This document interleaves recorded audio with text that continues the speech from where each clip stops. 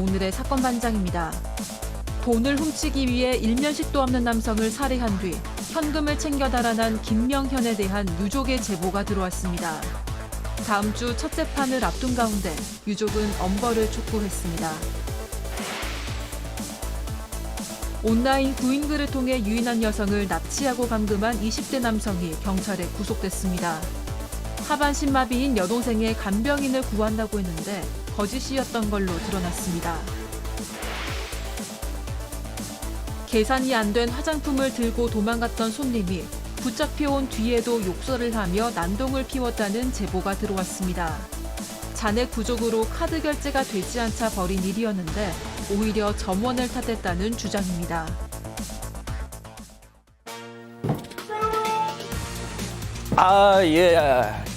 우리 박지훈 변호사님이 저 대신 뾰로롱을 외쳐주셨습니다. 저는 립싱크만 했고요.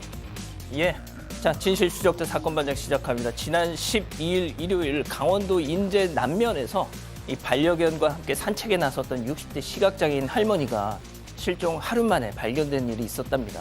할머니를 찾은 곳은 인근 야산이었는데, 자, 이 엄동설안에 그것도 산에서 할머니가 버틸 수 있었던 비결 뭐였을까요?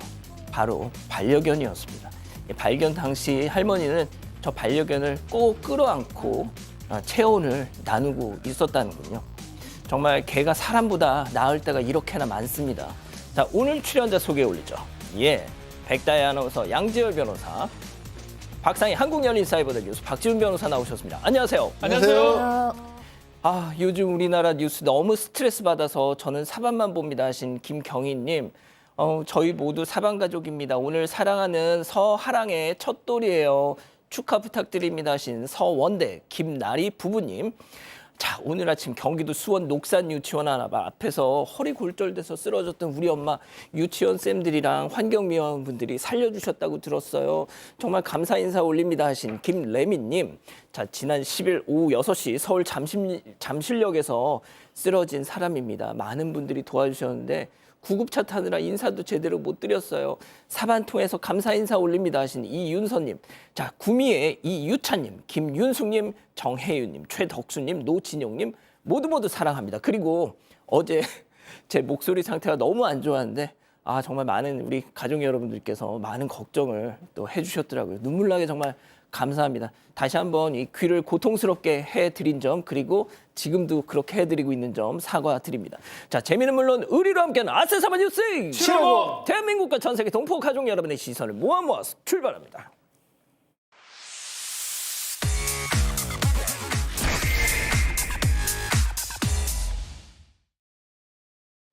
첫 번째 달려보죠. 훔친 차로 역주행입니다. 자, 아찔한 영상 만나보시죠. 자, 차들이 좌회전 차선에 쭈르르 이때 쾅! 역주행 차량이 쾅트리 맞고 전복되더니 옆에 오던 차에도 쾅! 자, 빙글빙글 돌면서 저 자전거 행인 앞에서 가까스로 스톱합니다. 세상에 자전거 타신 분은 천만다행입니다. 자, 그나저나 역주행은 보통 운전 미숙, 약, 술, 도주, 넷 중 하나거나 둘인데 설명 좀 해주세요. 자, 이게 사실은 술이나 약보다는 차량 절취 사고가 일어났던 상황입니다. 지금 어제 있었던 일인데 울산인데요. 오전 9시에 차량 주인이 편의점 가려고 잠깐 시동 걸어놓고 간 사이에 어떤 남성이 그 차량을 탔고요. 조수석에서는 50대 아내가 여자가 탑승을 하고 있었습니다. 이 탑승한 절취한 사람은 20대 한국계 중국인으로 보이고요. 이 차량을 훔친 다음에 2km 정도 도주를 했는데 지금 본 것처럼 역주행으로 가면서 12명이 다쳐서 병원으로 옮겨졌다고 하고요. 문제는 말씀처럼 마약이나 음주 상황은 아니었고, 다만 본인 진술에 따르면 ADHD, 주의력 결핍 장애가 좀 있다라는 얘기를 했다고 합니다. 결국 울산 남부경찰서에서 이 20대 남성 절도하고 여성 감금했죠. 감금 혐의로 구속을 했다고 밝히고 있습니다. 자, 저희가 단독으로도 전해드렸지만 서울 대림동에서 중국인들이 집단으로 한국인을 폭행하는 일도 있었고, 이젠 하다 차량 탈취 후에 역주행까지. 정말 큰일입니다. 자, 그나저나 저 당시 옆에 옆에는 차 옆에 차주의 아내분도 타고 있었다는데 얼마나 무서우셨을까. 그러니까요. 차량 탈취 사건인데 사실 이 여성으로 보자면 납치되고 있는 겁니다. 납치되고 있는데 킬로미터를 역주행하고 차량을 계속 잇따라 들이박았죠. 그러면서 많은 사람들이 또 다치고 본인도 다치지 않았을까 걱정스러운데요. 네, 심장마비나 트라우마 없었으면 좋겠습니다. 자, 좋습니다. 다음 이어가죠. CCTV 노려보더니 점점점. 자, 제보 영상 만나보시죠. 자, 늦은 밤 시커먼 차가 방향을 틀어서 갓길에 쓱 스톱합니다. 자, 차에서 내린 운전자 수상하게 CCTV를 막 뻔히 쳐다보죠. 그러더니 자, 장갑을 막 착착 끼고는 말이죠. 본격적으로 차에서 웬 물건들을 저렇게 내리기 시작합니다. 아유, 1개, 2개, 3개, 너구리, 석삼, 오징어, 육개장, 아무튼 자, 무엇에 쓰는 물건인 거 했더니 설마 쓰레기, 심지어 커다란 의자까지 으라차차 투척을 하고는 그대로 차를 타고 가버립니다. 저 중형 세단에 저 많은 쓰레기를 정말 차곡차곡 대단한 살림꾼인데 왜 저러고 살아? 네, 그러니까 사건이 지난해 12월에 일어났고요. 부산 남구에 있는 고물상 앞에서 밤 12시 반쯤에 일어난 일입니다. 지금 보셨듯이 한 사람이 차에서 물건을 꺼내는데 보니까 장판, 찢어진 도배 뭐 이러니까 집에서 아무래도 무슨 집안 공사 같은 거를 하고 오거나 이랬을 것 같기도 하고요. 사업장이라던가. 그렇게 이렇게 길에다가 차곡차곡 쌓아놓고는 현장을 떠났습니다. 그러고는 간 것 같이 했으나 또 왔습니다. 1시간 후에 또 와서 이번에는 이만큼 쓰레기가 든 자루채로 두었고요. 의자, 쓰다가 버릴 만한 의자도 투척하고 갔습니다. 다음 날 여기 사장님이 오셔서 이 물건을 보시고 너무 황당하셔서 CCTV를 보서 증거를 모았고 그리고 바로 구청에 신고하셨다고 합니다.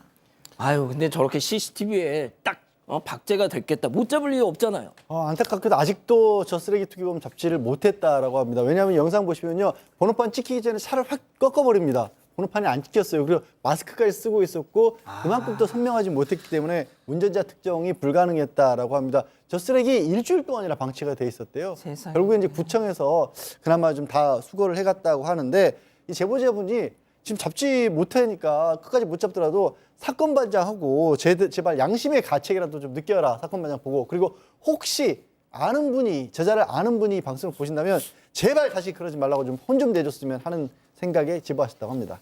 좋습니다. 자, 다음 이어가죠. 양손 가득 야무지게입니다. 자, 무인점포에서 벌어진 절도 사건 제보 영상 백다혜 아나운서 소개로 만나보시죠.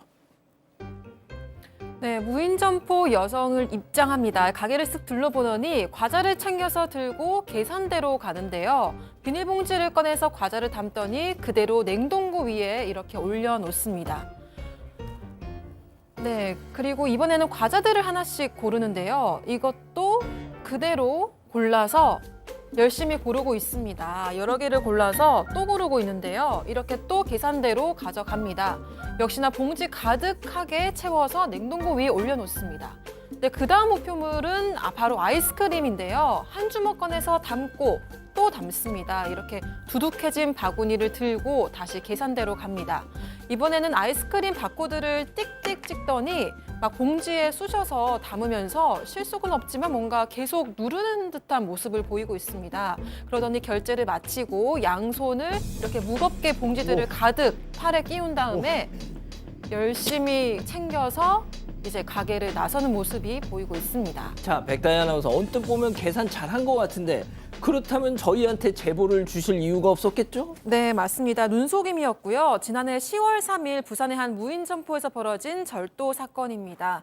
20대로 보이는 여성이 과자와 아이스크림을 결제도 하지 않고 봉투에 담았는데요. 마지막에 고른 아이스크림들은 키오스크에 상품을 등록을 하긴 했지만 고른 수만큼 입력을 하는 척하면서 화면만 두드렸습니다. 결국 아이스크림 서너 개 값만 지불을 하고 결제를 한 뒤에 도주를 했는데요. 과자는 10만 원어치 이상 그리고 아이스크림은 3만 원치를 이상 챙겼는데 정작 결제는 2,400원만 했습니다. 아하. 이 제보자에 따르면 이 여성이 한때 유명한 BJ였대요. 지구대에서 여성의 거주지를 방문했지만 문을 열어주지 않아서 검거를 하지 못했다고 합니다. 또 검거를 하지 못한 사이에 여성이 이사를 가버렸다고 합니다. 그러다가 제보자가 여성의 행방을 알게 돼서 경찰에게 알렸는데 경찰이 출석 요청만 할 수 있지 체포할 수는 없다 이런 답변을 했다고 해요. 그렇게 아무런 소식도 듣지 못하고 3개월을 보냈다고 합니다. 그러다가 최근에 이 경찰에게 연락이 와서 여성이 조사를 받았고 검찰에 송치될 예정이라는 소식을 전해 들었다고 합니다.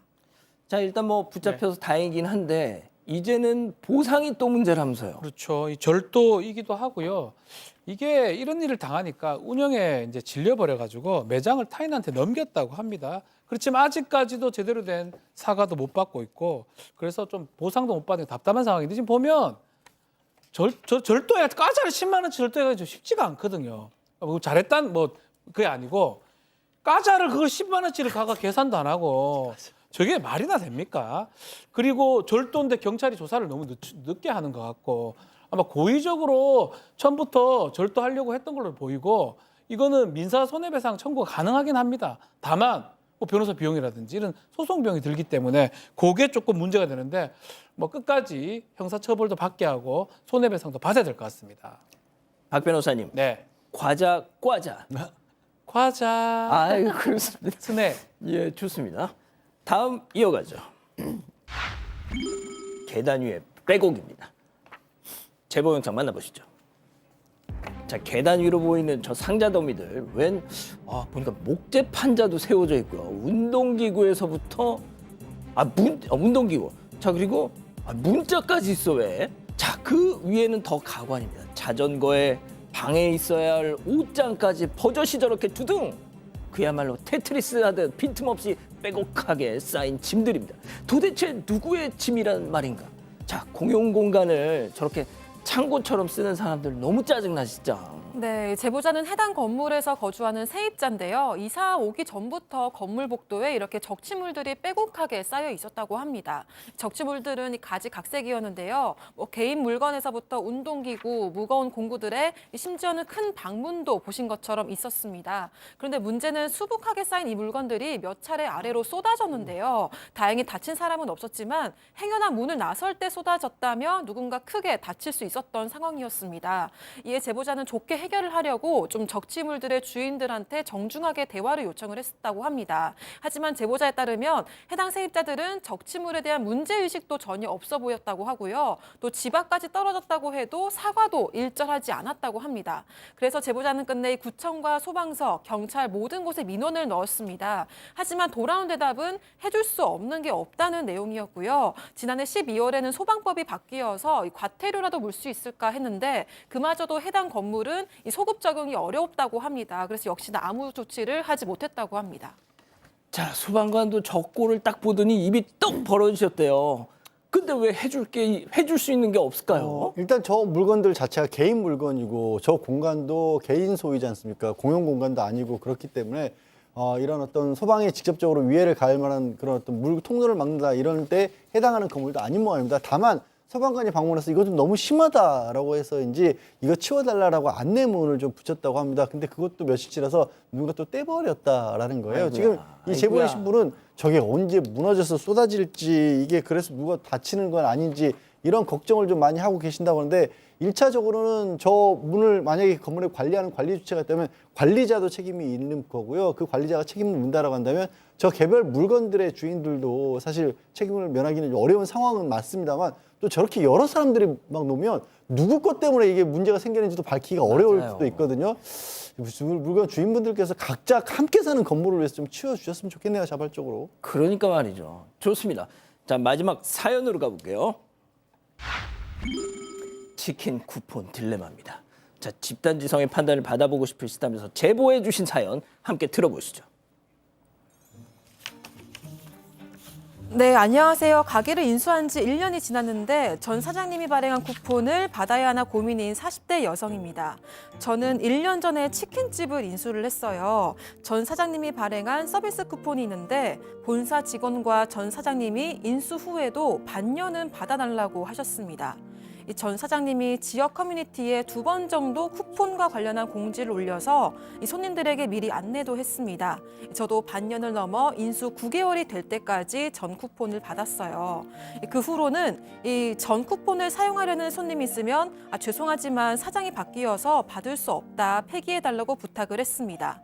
대부분 손님들이 받아들이셨고 큰 문제가 되지 않았습니다. 그런데 최근에 50대 정도로 보이는 남성 손님이 가게로 와서는요, 전 쿠폰을 주시면서 치킨 한 마리를 주문했거든요. 제가 사장이 바뀐 지 1년이 됐고 지금은 받지 않고 있다, 미리 공지도 했었다고 설명을 했습니다. 하지만 손님이 나는 잘 모르겠고 그럼 어떻게 해줄 거예요? 이렇게 따지는 거예요. 제가 계속 받을 수 없다고 하니까 이 손님은 급기야 한국소비자원에 신고하겠다, 본사에 항의하겠다고 화를 내면서 가버렸습니다. 싸우기 싫어서 그냥 받을까 생각도 했지만 지난 몇 달 동안 제가 쿠폰을 거부하고 폐기를 부탁한 손님들이 있어서 그분들에게 죄송해서라도 도저히 못 받겠더라고요. 그래서 이게 제 행동이 맞았나 싶어서 고민이 됐습니다. 이 발행한 쿠폰을 계속해서 받아준 게 맞았던 걸까요? 아, 그렇군요. 자, 기다리고 기다리셨던 부처 연접 타임. 지금 8천여 분의 우리 가족 여러분들 함께하고 계신데요. 우리 채팅창에 OX로 함께 참여해 보시죠. 오늘도 박상희 교수와 박지훈 변호사 역할극으로 준비했습니다. 먼저 이 고객 박지훈 변호사. 뭐랄까요? 쿠폰을 안 받는다고? 이 사장 이게 한번 보소. 쿠폰을 제대로 한번 보이소. 지훈이 2마리 치킨, 어이? 이 가게 이름 맞잖아요. 가게를 넘겨받았든 사장이 바뀌었든 그건 니거도 사장이고 내가 알 바 아니지. 난 막 서비스 후라이드 먹을 생각에 쿠폰 하나하나 모으면서 얼마나 행복했는데 그걸 알긴 알아. 손님은 따지지 말고 너그 본사기 따지라. 맞으면 동그라미. 동그라미. 좋습니다. 박 변호사님도 동그라미? 예, 동그라미요. 그렇군요. 자, 다음은 이 사연자 치킨집 사장님 박상희 교수. 고객님, 죄송하지만 사장 바뀐 지 1년이 넘었어요. 무슨 옛날 모은 쿠폰으로 이제 와서 치킨을 달라 그럼 도대체 어쩌자는 거예요? 뭐 저는 땅 파서 장사하나요? 우리 예전에 사장님이 몇 번이나 공지했는데 그걸 못 보신 고객님이 잘못한 거죠. 저희 입장도 좀 생각을 해주셔야죠. X. 이렇게 딱 2대2로 갈렸네요. 자, 박 변호사님부터. 저는 이게 뭐 유효 기간이 있는지도 그렇고 이 사람한테 뭐 중간에 다 폐기했다고 하니까 어쩌면 마지막 손님으로 보이거든요. 어쩌면 마지막 손님입니다. 이게 쿠폰이라는 게 사실은 그런 것들을 기대하고 모은 거기 때문에 뭐 브랜드가 같다면 이제 사장이 바뀌었다고 하더라도 이게 또 주게 되면 이 사람 더 충성스러운 고객이 되지 않을까 생각도 들고요. 또 다른 사람이 있지는 않을 것 같거든요. 그래서 안 줄 이유는 사실 없다고 봅니다. 그렇군요, 박 교수님. 네, 사실 저도 뭐 사장님을 탓하는 건 전혀 아닙니다. 사장님 쪽에서는 9개월이나 하셨으면 충분히 오래 하셨기 때문에 충분히 해주셨는데 저는 개인적으로 이런 경험이 좀 있었어요. 그러니까 1년을 모은 음료 쿠폰을 가지고 바쁘니까 자주 못 가고 뭐 한 달에 한 번 이렇게 가는 커피숍이었는데 1년을 모아서 너무 기분 좋게 가서 이제 오늘 공짜 음료수다 그러고 갔는데 주인이 바뀌신 거예요. 그거 안 해준다 그러니까 되게 속상해서 사실 그 카페를 또 안 가게 되더라고요. 그래서 변호사님 말씀대로 고객 유치 차원에서 홍보물로 좀 쓰실 수도 있지 않았을까라는 생각이 듭니다. 그렇군요. 자, 이제 반론을 들어보죠.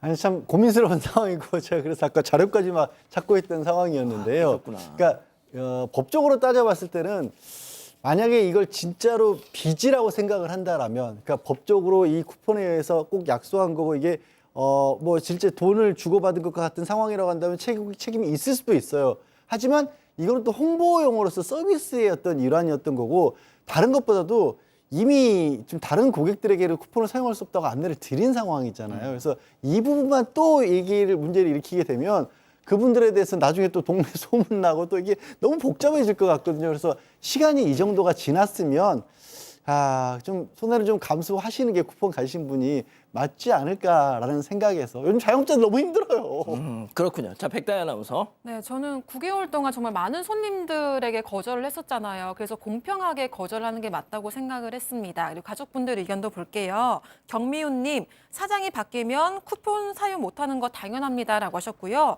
이쁜실님은 이 발행한 쿠폰의 유효기간까지는 받아주세요라고 하셨습니다. 그리고 나대방님은 같은 프랜차이즈면 좀 아리송하네요라고 하셨습니다. 그렇군요. 자, 사반 제보 메일과 카톡 제보 채널에선 많은 사연 제보 기다리고 있습니다. 자, 오늘 사연도 백다희 아나운서가 좀 전해주시죠.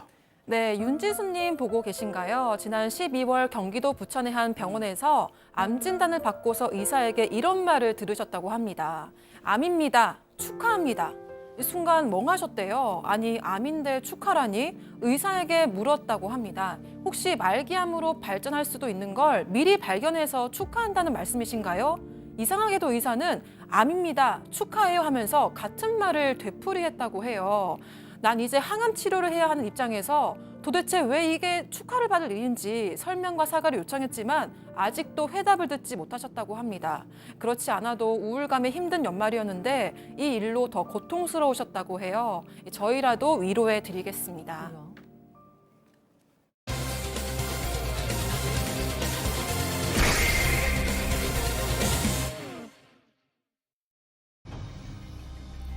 차량에 앉아있는 남성이 한 손으로 휴대전화를 든 채 주차장 창문 밖을 찍고 있습니다.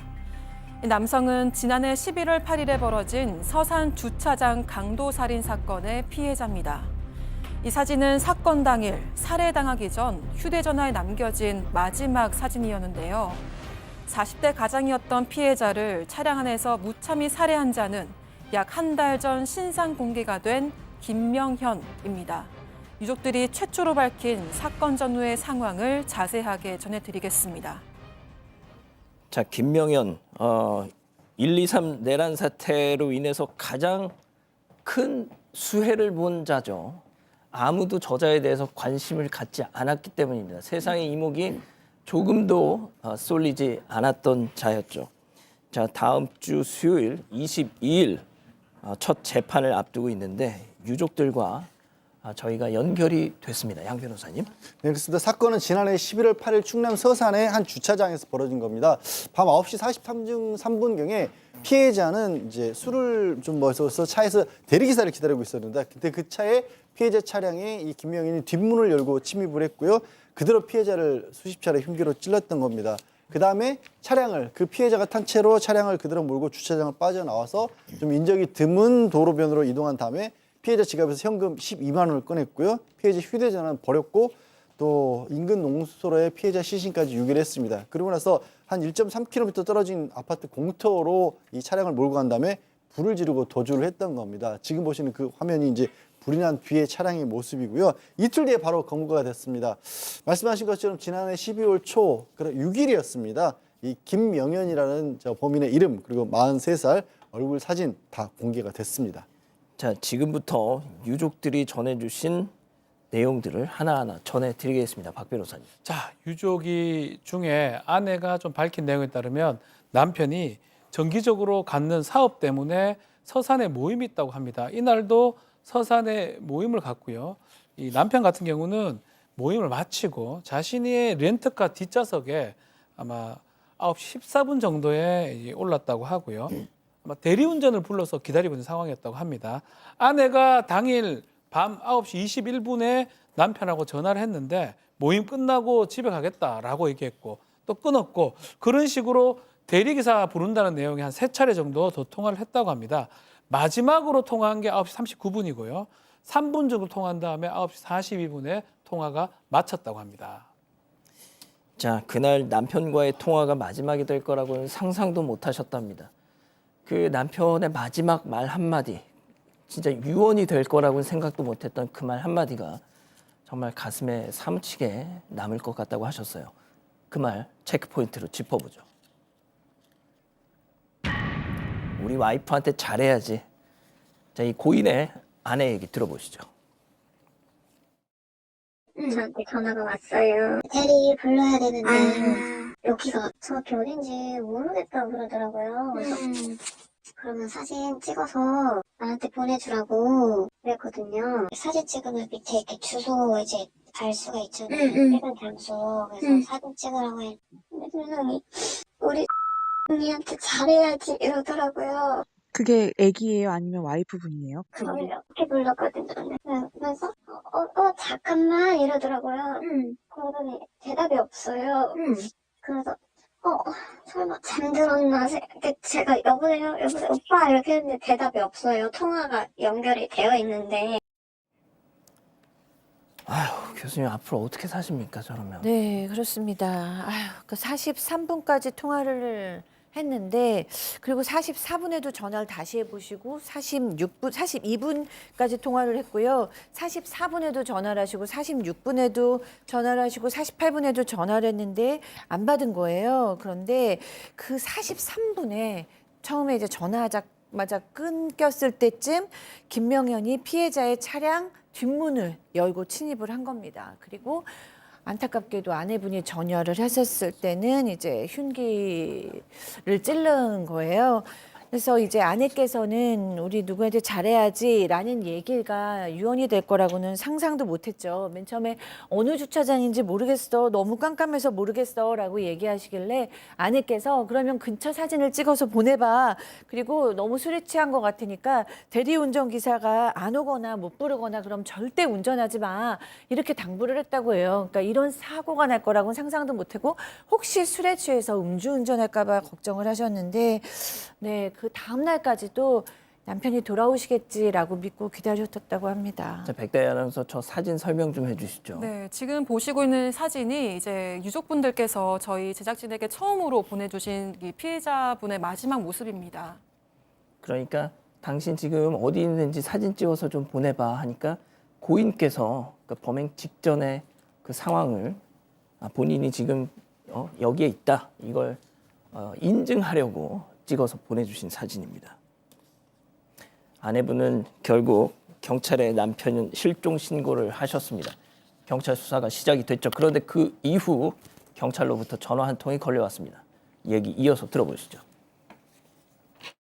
전화기만 붙잡고 기다리고 있었는데 저한테 어떤 사진 하나 보내줄 테니까 이게 신랑이 맞는지 좀 봐달라는 거예요. 그래서 제가 깜짝 놀랐어요. 놀래면서 무슨 사진이냐고 생각하시는 그런 사진 아니니까 신랑 맞는지 좀 봐달라 그러더라고요. 그래서 봤는데 아닌 거예요. 그 정자에서 걸어오는 그 사진. 가해자 사진? 네.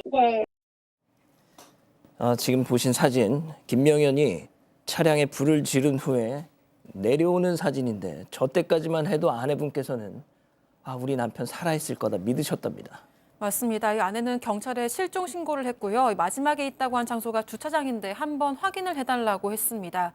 경찰은 화재 접수가 된 차량이라고 했고 이 차 안에는 사람이 발견되지는 않았다고 전했습니다. 그때까지만 해도 아내분은 갑자기 불이 나서 남편이 놀라서 빠져나왔겠지. 휴대전화도 다 잃어버리고 해서 연락을 못하는 거겠지. 살아있겠지. 제발 무사히 살아만 있어라. 이런 생각을 하셨다고 합니다. 그리고 경찰은 무슨 상황이 있으면 연락을 주겠다고 했는데요. 어느 날 경찰에게 전화가 와서 남편이 맞는지 사진을 확인해달라고 했습니다. 그런데 남편이 아닌 다른 남성의 사진이었다고 합니다.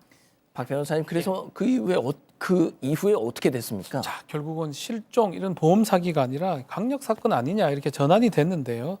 이후에 실종 차량하고 지금 화재 차량 일치하는 것을 이제 확인을 했고요. 휴대전화 위치를 조회를 해보니까 결국 도로 옆에 홍밭에 이 피 묻은 피해자 휴대전화가 발견이 됐다고 합니다.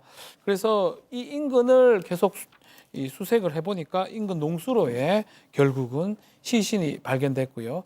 강력 사건으로 이제 이때부터 전환이 되는 상황이고 추적 끝에 김명현도 체포하게 됐습니다. 이제 문제는 아내죠. 시신 발견했다는 얘기를 듣고 정말 믿기지 않을 정도로 눈물 흘렸고 어린 아이들도 너무 놀랐다고 합니다. 단 30분이었습니다. 자, 도주했다가 이틀 만에 붙잡혔는데요. 이 이후의 행적도 가관이었습니다. 아내분 얘기 이어서 들어보시죠. 그 훔친 12만 원으로 로또를 6만 얼마치 샀다고 들었어요. 이렇게 사람을 그렇게 잔인하게 죽여놓고 자기 돈도 아니고 그 돈으로 어떻게 로또를 사고. 아니 저는 로또를 산다는 게 참 저거 로또 지 들어가면 지 마누라랑 애새끼들 주려고 산 거라고 막 그랬다는 거예요. 진짜 교수님 이게 무슨 소리예요? 도대체? 네, 그러니까요. 죄 없는 무고한 사람을 죽이고 차도 불질러서 태워버리고 그리고 그 12만 원을 훔쳐서 거기서 6만 원을 로또를 사고 나머지 자기가 밥을 먹었다는 거예요. 그러면서 그 로또를 왜 샀냐면 나중에 자기가 혹시 감옥을 가게 되면 자기 아이들 좀 편하게 살라고 갔다고 하니까 도대체 이게 지금 인간이 할 소린가라는 생각이 듭니다. 김명현은 자동차 부품회사에서 10년째 근무하고 있는데 다음 날도 태연하게 직장에 출근을 했고요. 전처의 집에서 그 범행 당시에 입었던 옷은 세탁하고 자기의 형량을 또 검색을 했대요. 그리고 전처의 집에서 체포를 됐다라고 합니다. 왜 범행했냐라고 물어보니까 도박 빚이 억대가 있었다고 합니다. 그리고 부채도 많아서 생활고를 겪다가 범행했다라고 진술했다고 합니다. 자, 양 변호사님 유족들이 걱정하시는 부분이 있다고요. 일단 유족들이 그 경찰로부터 수사 상황을 좀 말씀을 들었나 봅니다. 그런데 경찰에 따르면 이 김명현이 뭐 다른 범죄를 저지른 적도 없었고 집에서 술을 마신 상태에서 나왔다라는 겁니다. 그리고 집에서 흉기까지 찾아왔고 무슨 저 범행 대상 물색하는 그런 영상도 있는데도 불구하고 우발적 범행이다 뭐 이런 얘기를 하고 있다니까 혹시 뭐 초범이라든가 아니면 술 마셨다는 이런 심신미약이라든가 이런 낮은 형량이 나올까 봐 아까 말씀드린 것처럼 다음 주 수요일부터 재판이 시작이거든요. 그걸 벌써 걱정을 하신다라고 하는데요. 그럴 가능성은 좀 저는 많이 낮아 보입니다. 왜냐하면 아시겠지만 신상 공개가 될 정도라고 하면 경찰의 수사 초기부터 굉장히 이 상황이 심각하다라고 판단을 하고 있다라는 거고 술을 그 정도 마셨다라는 걸로 그렇게 심신미약 감경 절대 안 되니까요. 무엇보다 저 어린 딸들이 유족분들이 이제 엄벌을 탄원한 탄원서를 제출했는데 그 안에 딸의 얘기도 딸이 전하고 싶은 말도 들어있다라고 합니다. 50년도 못 살고 가신 아빠의 생각에 너무 마음이 아프고 아빠가 아직도 많이 아프고 추울까 봐 그리고 그래서 슬프고 편안히 눈물 좀 감지 못할 것 같다라면서 이 엄벌을 좀 처해달라라는 내용을 저 어린 딸들이 포함시켰다라고 합니다. 네, 그리고 전해드릴 말씀이 있는데요. 현재 유족들이 엄벌 탄원서를 받고 있습니다. 방송 이후 올라오는 유튜브 영상 클립에 탄원서 링크를 올려두겠습니다. 마음을 보태주고 싶으시다면 탄원서 작성을 부탁드리겠습니다. 자, 이렇게 정리하고요. 두 번째 사건 이어갑니다.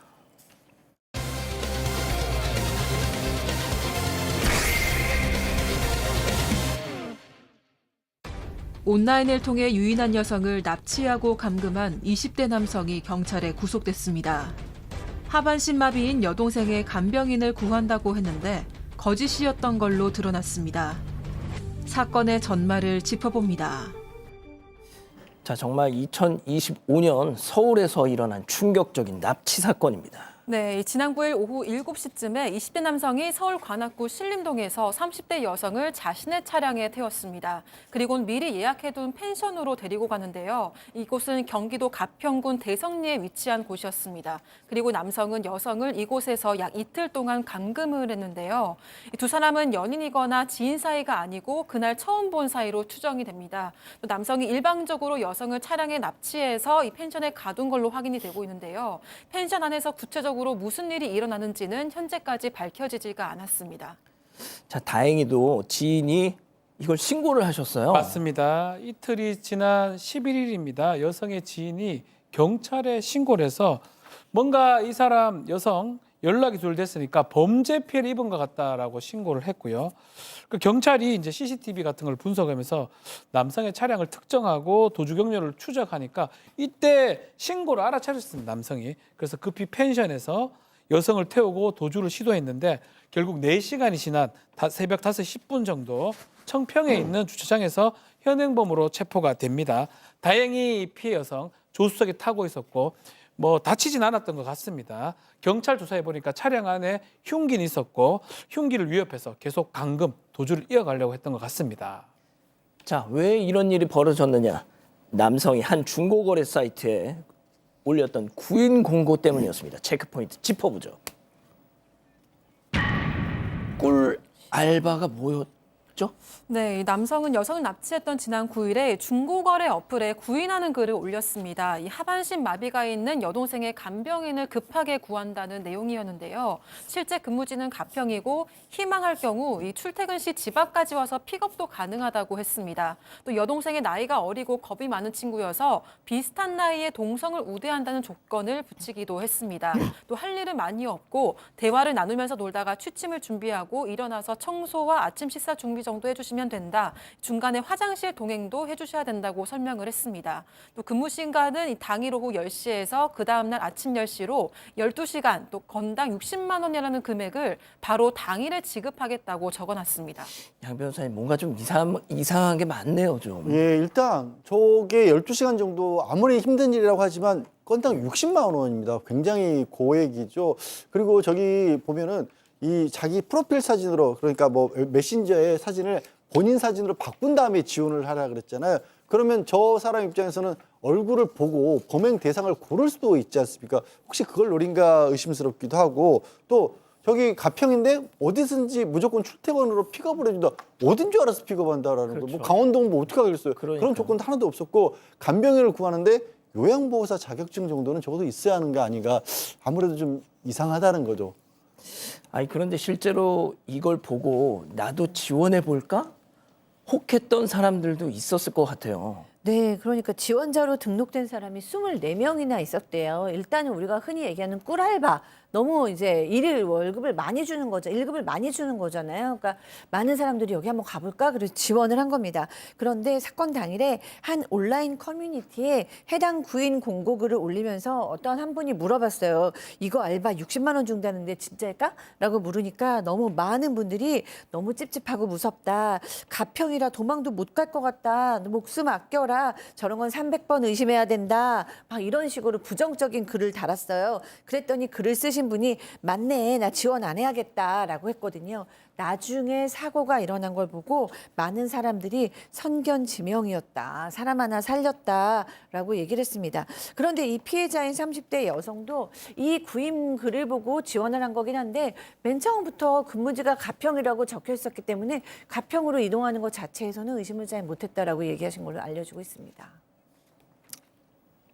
근데 실제로 하반신 마비 여동생이 있었습니까? 자, 경찰 조사해 보니까 하반신 마비 여동생이 없었습니다. 그리고 이 남성 별다른 직업 없이 서울에 거주하고 있었다고 확인이 되고 구인 공고 지금 올려놨는데 완벽하게 허위임이 드러났습니다.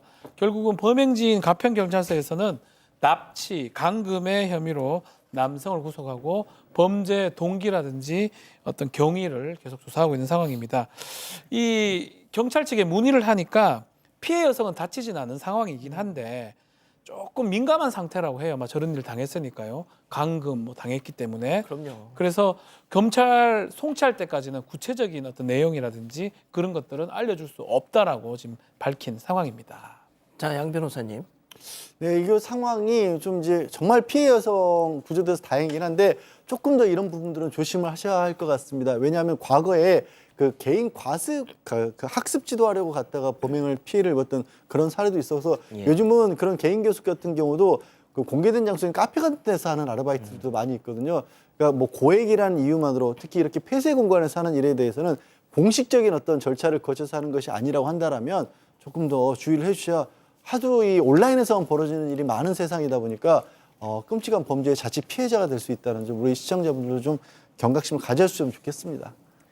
예. 자, 두 번째 사건 이렇게 정리하고요. 세 번째 사건 이어갑니다.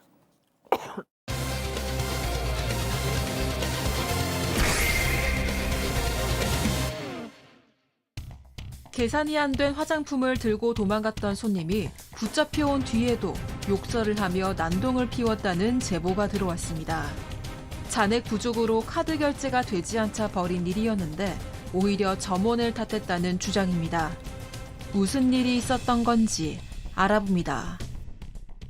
자, 제보 사건입니다. 네, 지난 12월 31일에 경남 창원의 한 화장품 가게에서 벌어진 사건입니다. 이 가게는 한 대형마트 안에 입점해 있는 곳인데요. 이 제보자는 2022년 11월부터 이 가게를 운영해 왔습니다. 그러다가 이상한 손님이 찾아온 건 당일 오후 2시 40분쯤이었습니다. 한 3, 40대로 보이는 여성 손님이 가게에 들어오기 전부터 좀 선글라스를 끼고 주변을 배회하고 있었다고 해요. 그래서 실내에서 왜 선글라스를 끼고 있지? 무슨 수술을 했나? 이렇게 좀 눈길이 갔었다고 합니다. 그런데 이렇게 다른 매장을 돌아다니다가 가게로 들어왔다고 하고요. 그리고 나서 클렌징 폼과 핸드크림을 골랐는데 가격은 19,800원이었습니다. 그리고 여성은 카드를 주면서 결제가 될지 모르겠다 이런 이야기를 했는데 다행히 결제는 잘 됐었다고 합니다. 아, 실내 선글라스 뭔가 이거부터 좀 싸한데 말이죠. 자, 그런데 곧 이어 황당한 일이 펼쳐졌습니다. 체크포인트 짚어보죠. 나 잡아봐라. 제보자 얘기 직접 들어보시죠. 한 10분가량 막 이렇게 매장을 둘러보시더니 다 됐다고 구매를 하신다고 하시더라고요. 그게 한 7만 원 가량 정도였어요. 근데 카드를 안 주시고 꼭 쥐고 계시더라고요. 카드가 안 되길래 다른 카드 없으세요? 물어보니까 대답도 안 하시고 하셔서 그럼 5만 원만 긁어볼까요? 이렇게 하고 5만 원을 긁었는데도 잔액 부족이 떠서 아 나머지 현금으로 할게요. 갑자기 이렇게 하시면서 뭐 쇼핑백 안을 보시더니 안녕히 계세요 하고 도망가시더라고요. 제가 뛰어가서 잡았거든요. 딱 잡으니까 진짜 너무 해맑게 웃으시는 거예요. 까르르 까르르 막 거리시면서 배꼽 빠질 듯이 막 이렇게 웃으시는 거예요, 혼자서. 좀 무서워 좀. 그러게요. 일단 자 상황을 다시 한번 말씀드리면 2만 원은 정상적으로 결제가 됐잖아요. 그러고 나서 그 쇼핑백에 뭐 고체 향수도 들었다, 머리빗도 들었다, 이것저것 막 골라가지고 막 담았답니다. 그렇게 담은 게 두 번째로 결제할 금액이 한 7만 원 정도였다라는 거예요. 근데 그거는 결제가 안 됐다라는 거죠. 결제가 안 돼서 여러 번 시도해보다가 아 그럼 현금으로 드릴게요라고 하더니 갑자기 현금은 안 꺼내고 카드를 챙기더니 막 그냥 달아난 거예요. 안녕히 계세요 하더니 그럼 너무 해맑게 웃더랍니다. 횡앙이 달아나면서. 저 무서워요 약간. 박 변호사님 이거 예. 보통 만화 영화 같은 데서 막 이런 거 있어요. 박 변호사님 이거 잘하시죠? 잘하죠. 박 변호사- 안녕히 계세요. 이렇게 한 거죠. 아, 맞아. 약간 그 짤 있잖아요. 그 느낌이 지금 나는데 인사를 하고 지금 안녕히 계세요 이렇게 도망가는데 아하 우리 제보자 어릴 때 육상을 좀 했습니다. 아, 진짜. 상당히 빠릅니다. 순발력 있게 안녕히 계세요 도망치는 여성을 뒤쫓아갔고요. 한번 볼까요? 빨리 안녕히 계세요 하세요. 안녕히 계세요 하고 갑니다. 나가는데 순발력 있죠. 이상하다 싶으니까 바로 쫓아갑니다. 여기서부터는 빠르네. 속도를 내는데요. 한 100에서 200m 정도 가다가 붙잡았다고 해요. 워낙 빠르기 때문에. 근데 여기서 더 문제입니다. 예. 붙잡힌 여성이 뭔가 이게 좀 이상해요. 그렇게 즐거운지 배꼽을 막 빠질 듯이 까르르 막 이래 웃었다고 해요. 별 말도 없이 계속 웃기도 하고 그래서 이제 붙잡은 우리 제보자 입장에서는 소름이 좀 끼칠 정도였다고 하는데 문제는 그러면 쇼핑백 놔둬야 되잖아요. 쇼핑백을 제보자가 가져가려 하니까 또 그 와중에 까르르 웃으면서 그 쇼핑백은 놓지 않으려고 힘으로 버텼다고 합니다. 아이고야. 제보자 뭐 육상만 했으면 딴 건 하지 않았지만 어쨌든 지지 않고 버티니까 이 사람을 붙잡고 가게 안으로 데리고 왔는데 가게 안에서 하는 말이 더 과간이었다고 합니다. 자, 가게로 데리고 왔더니 거기서는 앞서 막 까르르 웃던 것과는 전혀 다르게 또 돌변했다는 겁니다.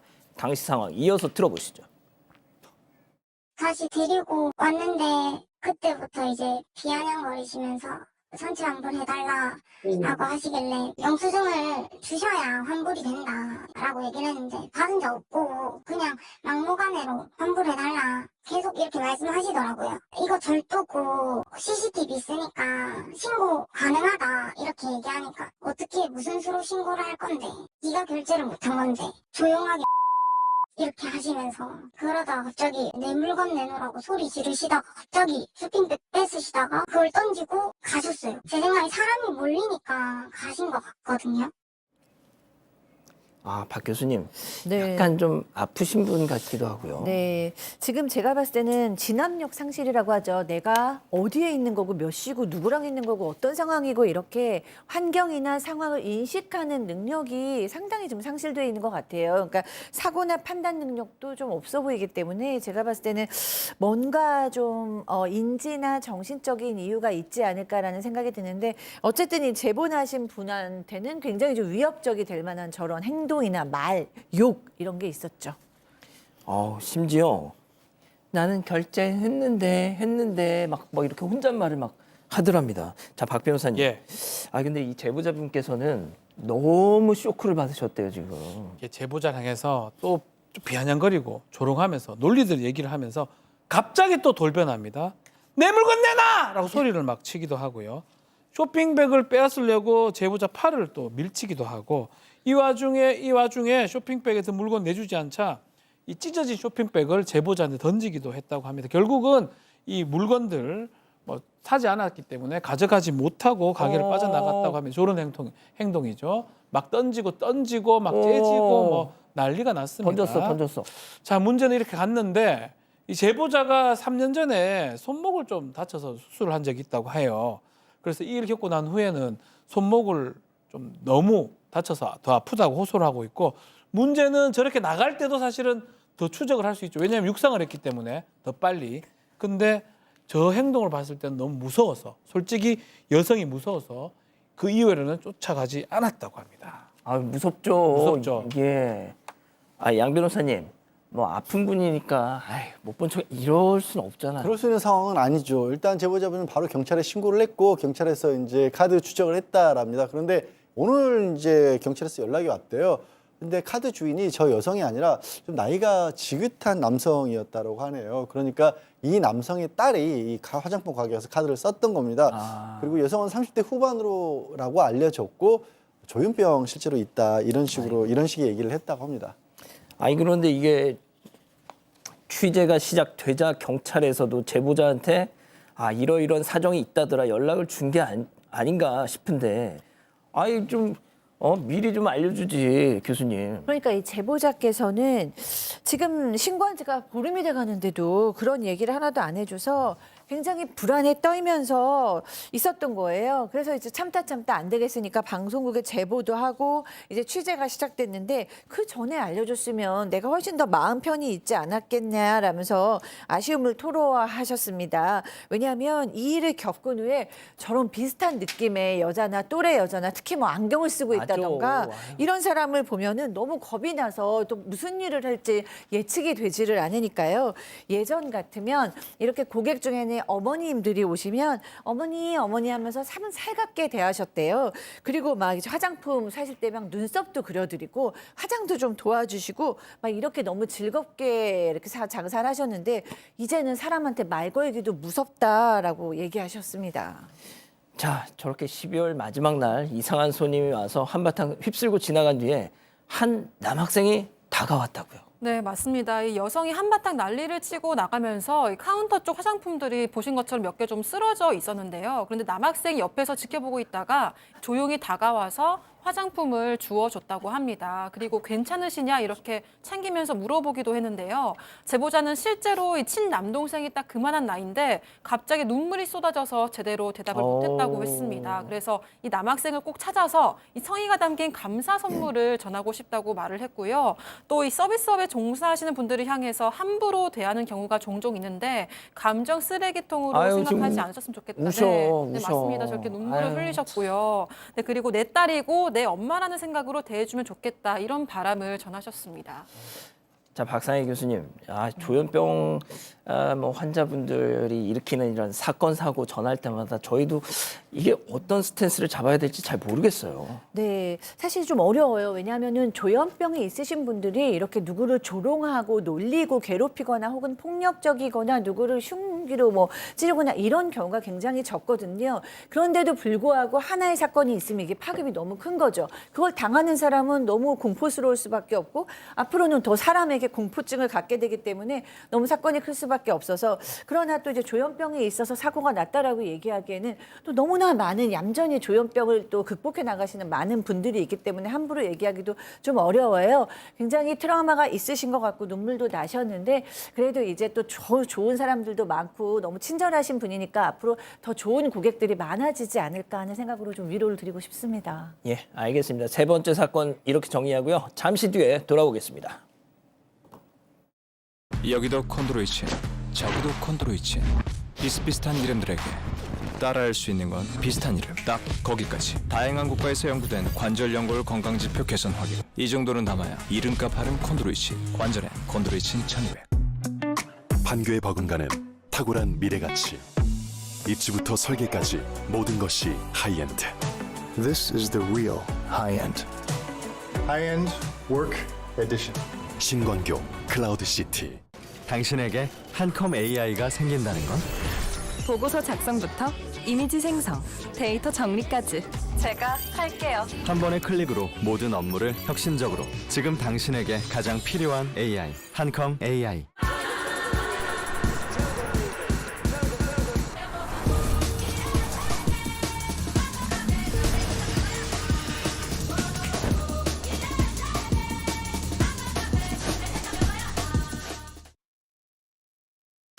사랑하는 사건 반장 가족 여러분 따뜻한 밤 보내시고요. 목소리 관리 제대로 못해서 다시 한번 사과 말씀드립니다.